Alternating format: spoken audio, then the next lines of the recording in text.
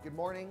Again, my name is David Lucchino. I have the pleasure of moderating this panel on honoring the Jimmy Fund, really 70 years of impact for the Boston community. We have a great lineup today, and I'm going to start by introducing Dr. Sallin, who has been at Dana-Farber for just about all of his career. He was a member of the Department of Pediatric Oncology.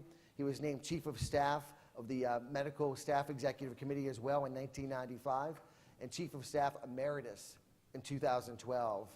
And it's really important. When I first started thinking about this idea, Ken Anderson connected us, and we got to talk about what we thought would be appropriate, and I can't thank you enough for your help. Pleasure. So, Kaylee, we're going to get to you last, but no disrespect, because we're going to give you the first question. So I'm just going to warm it up, and you're going to do a great job. We're thrilled to, you're amongst friends here. That's the best way to think of it. We're thrilled to have you. Dr. Glimcher, it's just wonderful to have you. It's wonderful to have you at Dana-Farber. Thank you for all that you do for patients like me and Kaylee and my uncle. And it's such an important, incredible institution to Boston. And your roots in Boston are very deep, from Radcliffe to Harvard Medical School. You went to New York for a little bit. You saw the light. You came back. It's wonderful to have you here. But really, your work in really leading the way in cancer immuno-oncology is just astounding. I've read a number of your papers and just thrilled to get to spend some time with you today and just really hear your comments on the Jimmy Fund and the importance it plays for the Institute. Last but not least, Larry Lucchino, my uncle, was the longtime president and CEO of the Boston Red Sox. He's a Hall of Fame member of the Boston Red Sox community. He led a historic 14-year period through 2015, which the club won 3 World Series, saved and enhanced Fenway Park, and established a Major League Baseball record for consecutive sellouts, and created the Red Sox Foundation. He's now chairman of the Pawtucket Red Sox, and more importantly, chairman of the Jimmy Fund, and a 2-time cancer survivor himself. So a round of applause for everybody, please.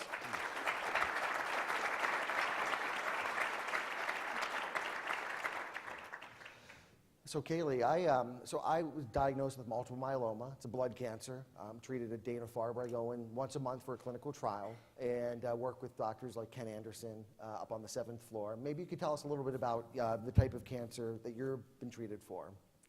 I was treated for acute promyeloid leukemia, which is a blood cancer, and I had to go into the Jimmy Fund every day for 6 months. And what? More? And I spent probably 4 hours in there every day, and now I am in remission, and I have to go in once a month for checkups. Maybe I'll see you over there and we can share our Coca-Cola or something.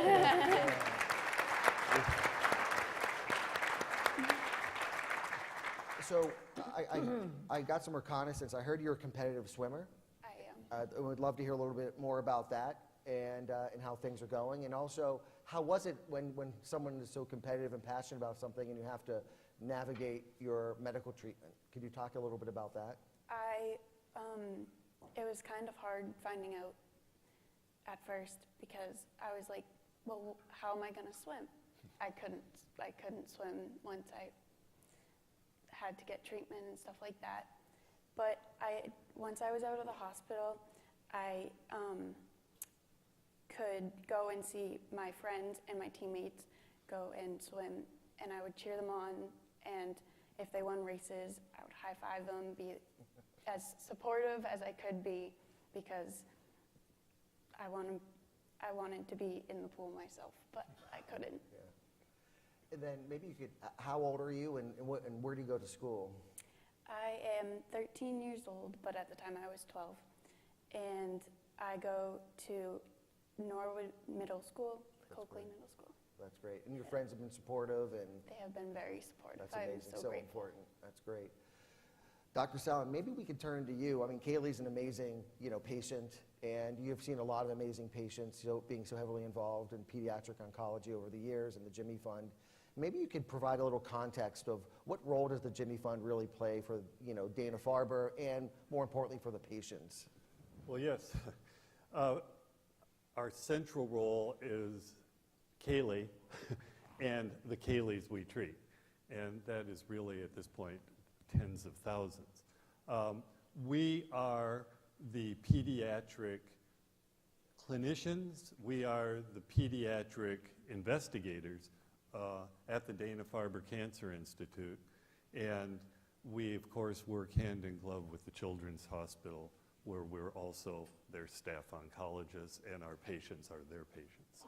And how many doctors are there that tending to, Jimmy Fund patients? There's about 60 of us, many of whom, almost all of whom, have two roles, in part investigator, in part clinician. But what's amazing, I mean, a lot of people historically think, well, you're either good in the lab or you're good in the clinic. And what I've learned through decades of doing this is that good people are good, and they're good in both places, and we have a whole stable of such individuals. Well said. Dr. Glimcher, maybe you could talk a little about the importance of research, because, being great caregivers at Dana-Farber, from the nurses, the doctors, the technicians, the people that greet you, but it's really the research that really drives these innovations. Immuno-oncology and the work of you and your colleagues are so important. Could you provide the audience with a little context on where we are and how we're treating some of these really nasty cancers? Well, let me thank you first, David, for sharing your story with us. Multiple myeloma has been one of the diseases that Dana-Farber has really excelled in. We excel in virtually all diseases, but this, we are absolutely world-class in multiple myeloma, and that is in part because of support from the Jimmy Fund. I also want to call out Travis McCready, because you'll be happy to know that MassBio provided Dana-Farber with a grant of $4.6 million to build out our cell transfer and manipulation facility. And you've all probably heard of CAR T-cells. Dana-Farber was among the first institutions to do the clinical trials with Novartis and with Kite. And we offer that procedure to our patients. And most recently, to come back to you again, David, you will be happy to know that there have been absolutely astounding preliminary results from a biotech company and also from a pharma company about the effect of CAR T-cells in multiple myeloma. Truly outstanding, almost 100% response. Wow. So we've made the full circle here, and I have to say that we need to thank the generosity of the Jimmy Fund for that. The Jimmy Fund was started really because clinicians were so frustrated at how little we could do for children with cancer, particularly with leukemia. And that was an example of the powerlessness that physicians felt against a deadly disease that was taking our children. And so Dr. Sidney Farber, as you know, decided he was going to work on that. He wasn't a pediatrician. He was a pathologist, but he decided he was going to take on this disease. And as you know, he was the first person to cure acute lymphocytic leukemia by using chemotherapy. He got a lot of pushback for that. There were a lot of other oncologists who said, no, this is never going to work. You're going to kill these children from this horrible chemotherapy drugs. And he said, well, all of these children are unfortunately dying already. And sure enough, he succeeded. It was a landmark event. And so I think of Sidney Farber as being the king of research and the soul of Dana-Farber, because Dana-Farber is a very unique institution. We have a 50-50 balance between the number of physician scientists who do just research and the number who see patients. And there's no silos between them. And so that's why Dana-Farber has been so successful in bringing new discoveries, very basic discoveries made in the laboratory, into new drugs for patients. And multiple myeloma is a great example of that, where Dana-Farber has its fingerprints all over about 18 of the 21 new drugs for myeloma over the last couple decades. It's amazing. Thank you for sharing that. It's a wonderful institution. I'd be remiss if I didn't ask Larry, my uncle, listen, in 1985, you had to go in and do some really serious work on non-Hodgkin's lymphoma that you had. You were really pioneering as a patient. Maybe you could talk about that and then connect that to your passion for the Jimmy Fund. Sure. David, may I take a minute, seeing that you're my nephew, maybe I could take a liberty here and Sure. just say one thing before I answer your question. problem.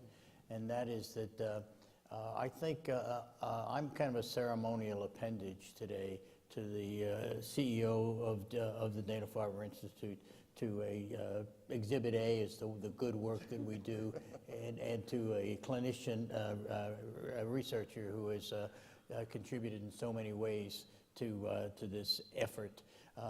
But I do also want to thank MassBio for the contributions. Dr. Glimcher referred to it earlier, to the contributions that you already have made to the Jimmy Fund, to the Dana-Farber Cancer Institute.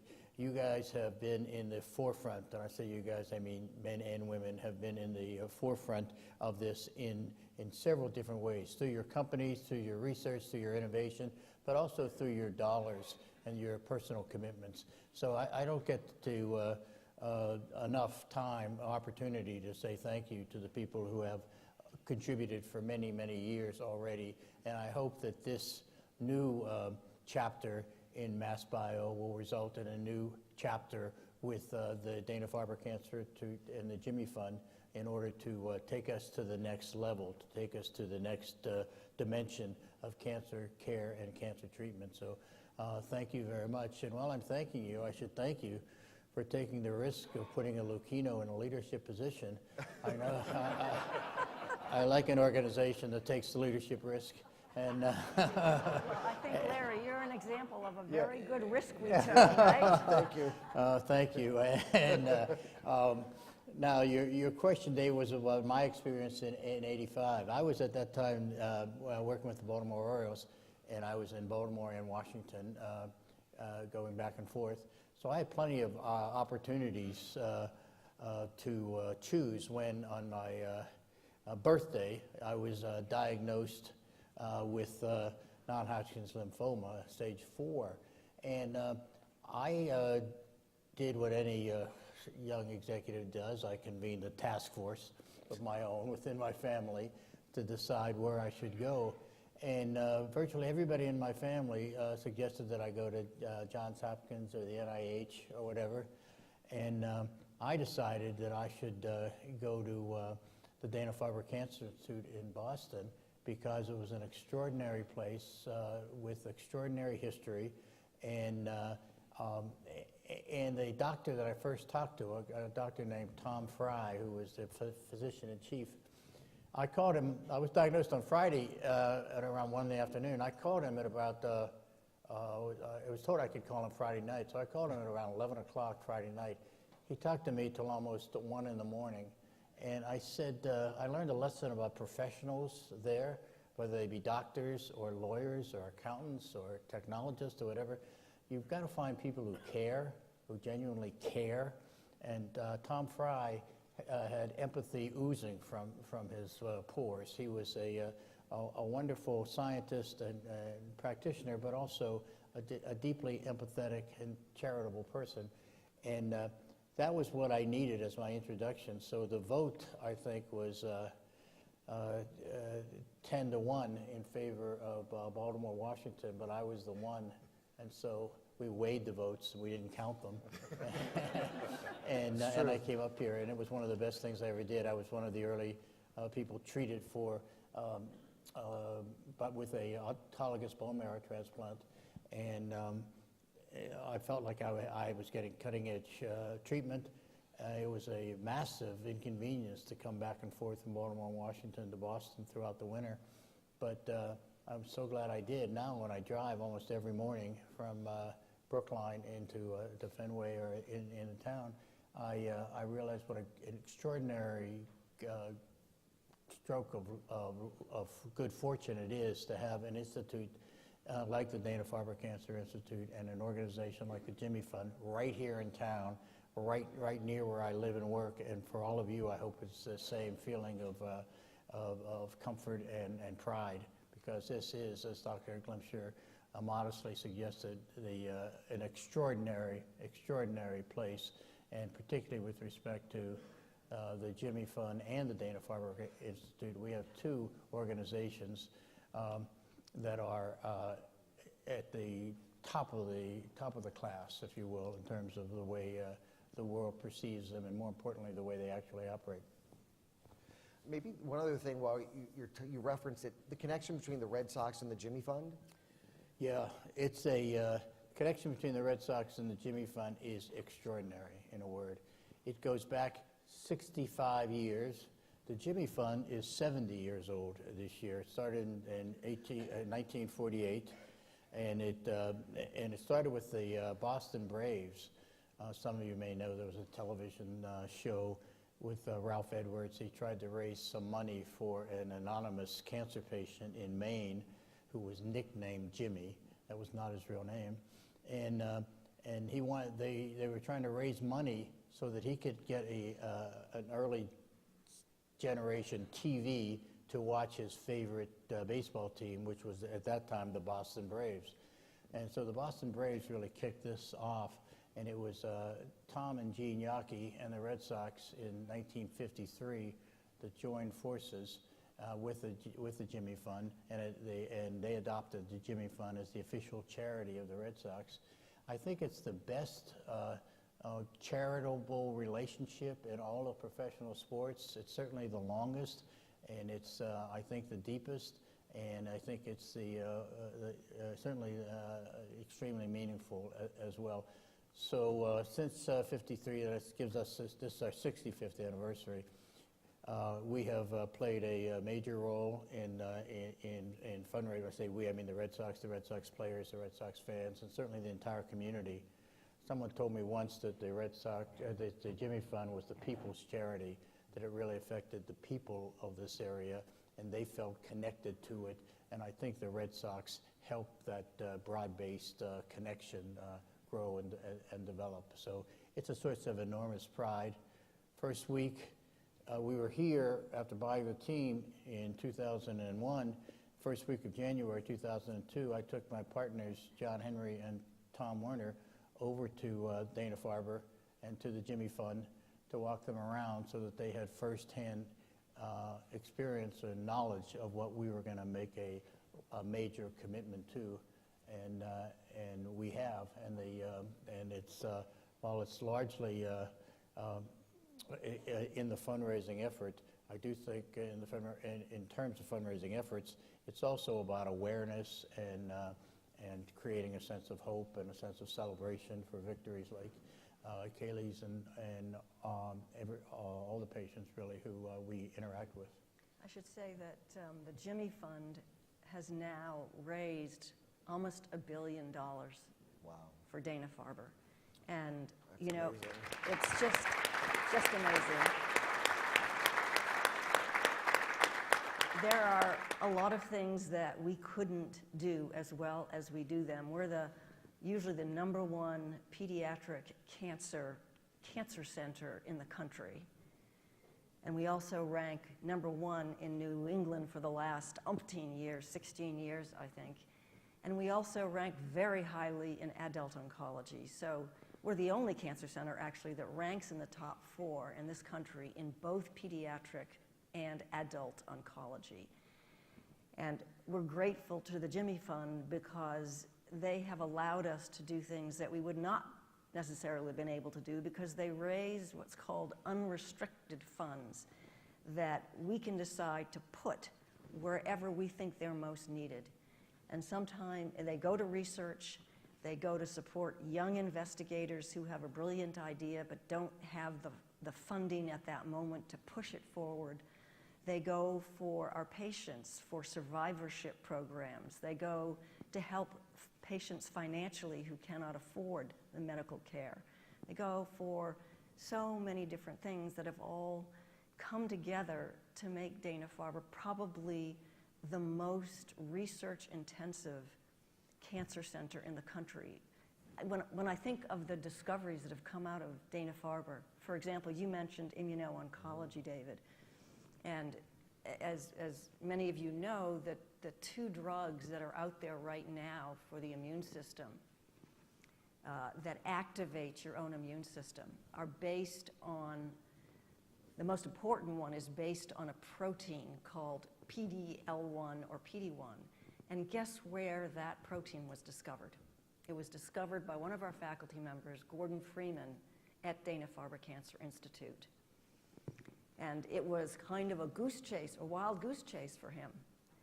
And he would sit down and every day think about, search the computers and the gene sequences, because he was determined to find what he knew must exist. This gene must exist, and one day he found it. And that was the basis of immunotherapy checkpoint blockers. And today, patients with melanoma who had stage 4 melanoma and were on death's door, 20% of those patients are alive and well thanks to that discovery. There are 8 other tumors that are sensitive to immunotherapy, and patients who have those tumors, between 20 and 40% of them have an amazing response. And these are patients whose disease has spread widely and really had no other options.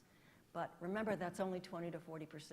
And so we need to keep on doing the cutting edge research that we do at Dana-Farber, because we want 100% of patients to be responsive to immunotherapy. Can I say Stephen, something please. before you? I mean, there's 2 things that you've heard. One is the 70 years of this.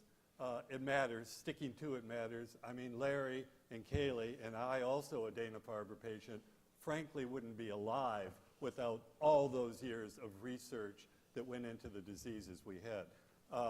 The disease that Kaylee has is a leukemia, and while you heard about Sydney Farber and how we made it better and better, her disease is cured without typical chemotherapy drugs. The typical drugs we use in leukemia are cytotoxics. They kill the cells. In Kaylee's disease, because we understand it mechanistically, she actually gets drugs that drive her immature leukemia cells to differentiate retinoic acids at the same time that she's getting a drug that stopped them from proliferating, arsenic trioxide.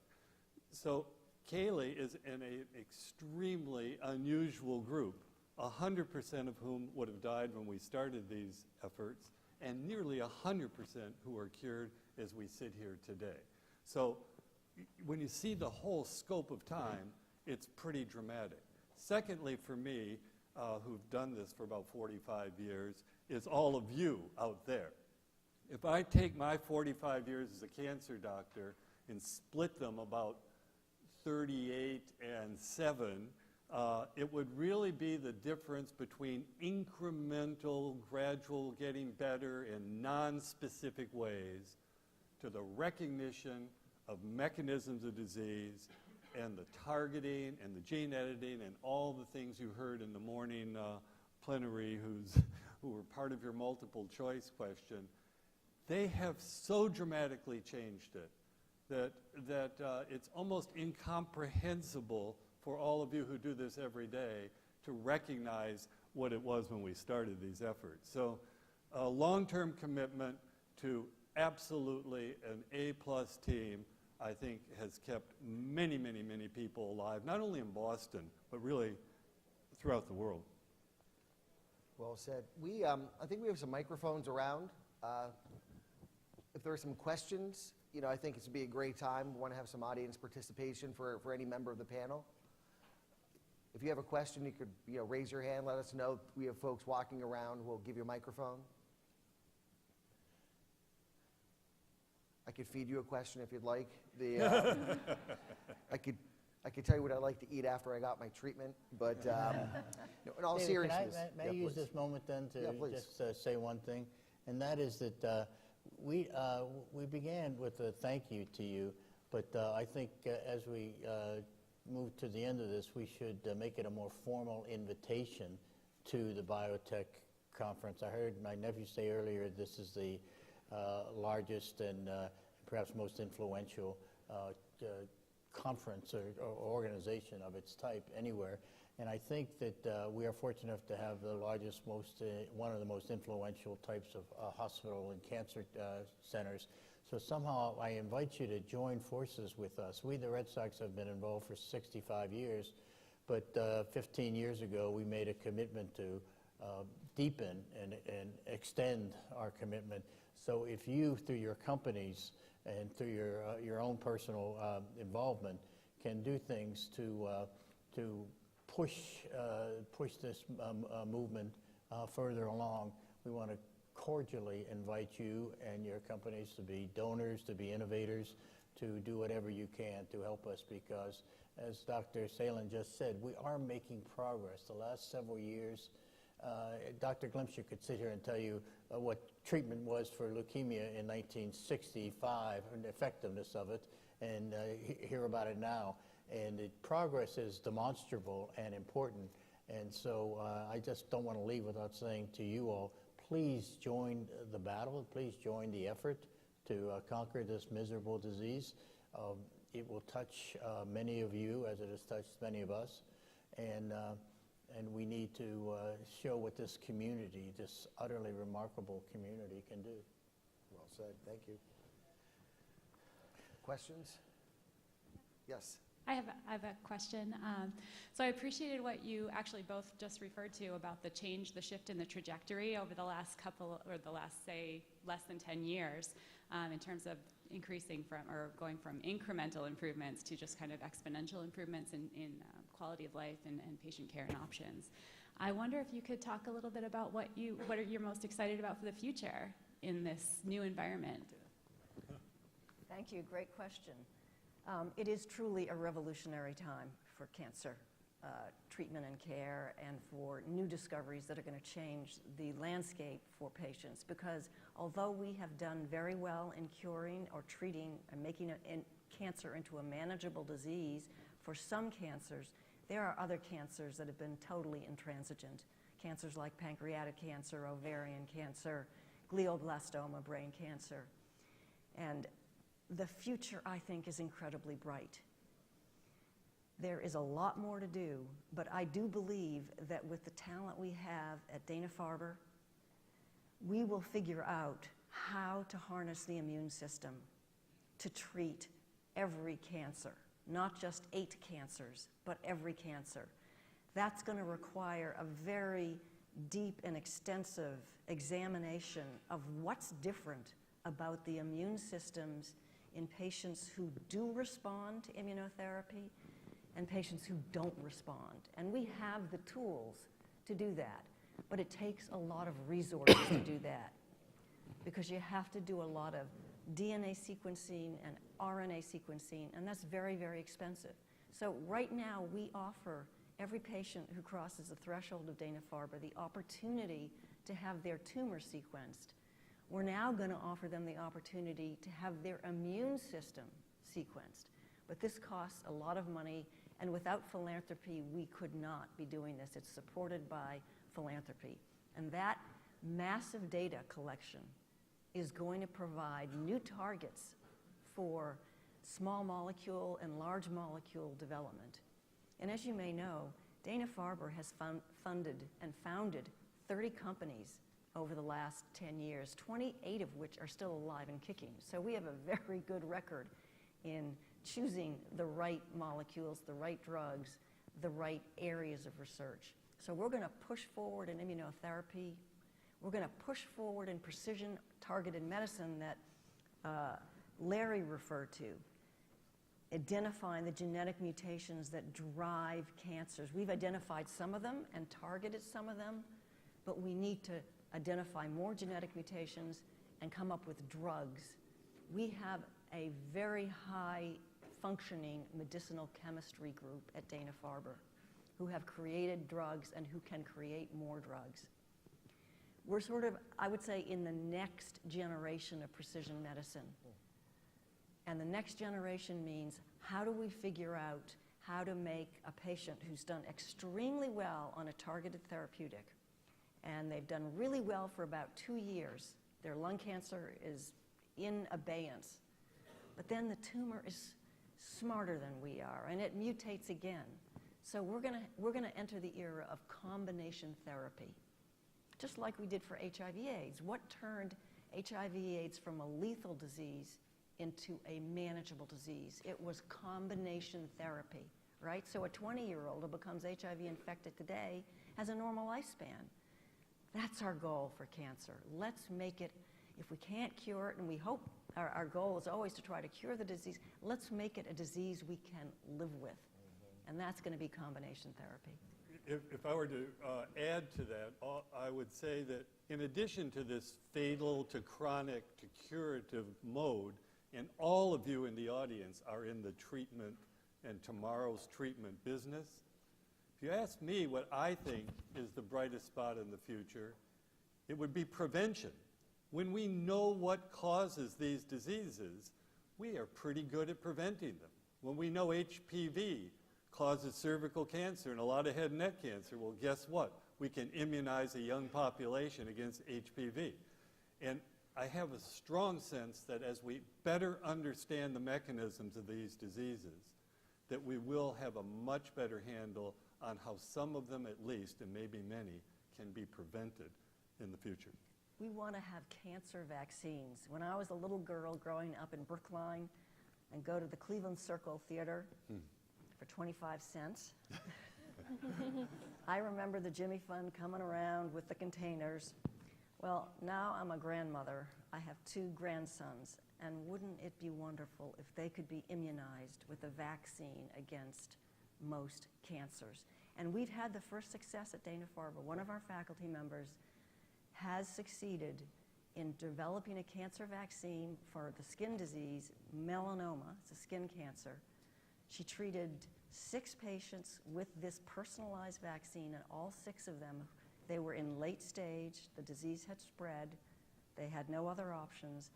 They went into remission. We can do that for every cancer. I'm confident we can, but it's going to take a lot of resources and a lot of hard work. I think we have time for one more question.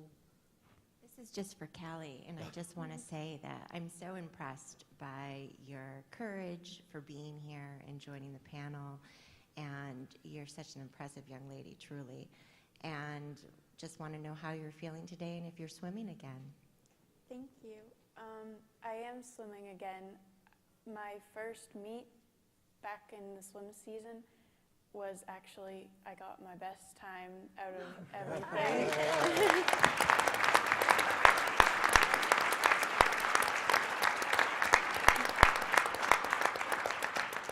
And the swim season just finished up, and I am looking forward to the summer swim season. She's heading to the Olympics, right? That's right. Thank you, everybody. This is a great panel. Thank you. Thank you. That was wonderful. Thank you. Good job.